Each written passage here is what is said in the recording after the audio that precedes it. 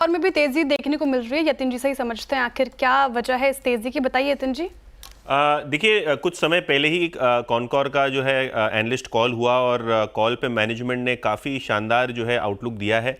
अगर हम जनवरी मंथ की बात करें तो एग्जिम वॉल्यूम्स, जो इंपोर्ट एक्सपोर्ट वॉल्यूम्स हैं और जो डोमेस्टिक वॉल्यूम्स हैं, यहाँ मैनेजमेंट ने कहा डबल डिजिट आपको ग्रोथ आती हुई नज़र पड़ रही है। इनफैक्ट मैनेजमेंट के हिसाब से वो बहुत कॉन्फिडेंट है क्योंकि अंडरलाइंग डिमांड ठीक ठाक है। तो आगे आने वाले महीनों में भी ओवरऑल डबल डिजिट ग्रोथ जो है देख सकते हैं आप।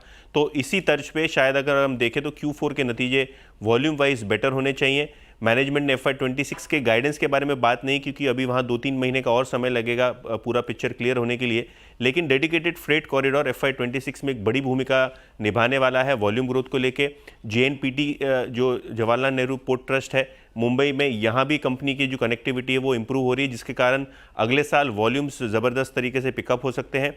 इसके अलावा मैनेजमेंट ने कहा कि जो ओवरऑल अभी प्राइसिंग सिनेरियो, यहाँ भी थोड़ा बहुत इंप्रूवमेंट होता हुआ दिखेगा और जैसे ही वॉल्यूम्स बढ़ेंगे मार्जिन्स भी बढ़ने की काफ़ी उम्मीद है कॉनकॉर को। तो ओवरऑल जो मैनेजमेंट का गाइडेंस रहा है आने वाले 2-3 महीनों के लिए और आगे आने वाले जो डेडिकेटेड फ्रेट कॉरिडोर के फ़ायदे हैं, और केपेक्स भी उन्होंने लगभग 40% से आउटले बढ़ाया है इस साल, तो इसको लेके बाजार थोड़ी बहुत मोमेंटम में दिखाई पड़ रहा था। इनफैक्ट डेज लो लगभग 700 रुपये था और अभी लगभग 770 पे स्टॉक आ गया, तो लगभग 10% की रैली आपने डेज लो से स्टॉक में देखी है मैनेजमेंट के एनालिस्ट कॉल के बाद।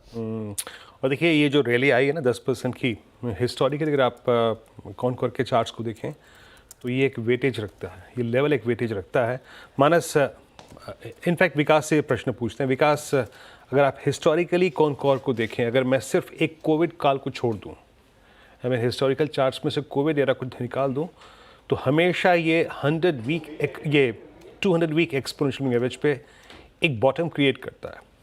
मेरा प्रश्न ये है कि मान लीजिए किसी के पास बहुत हाई ट्रेजेक्टरी की पोजीशन है, क्या 770 एक रीजनेबल एवरेजिंग पॉइंट है क्या?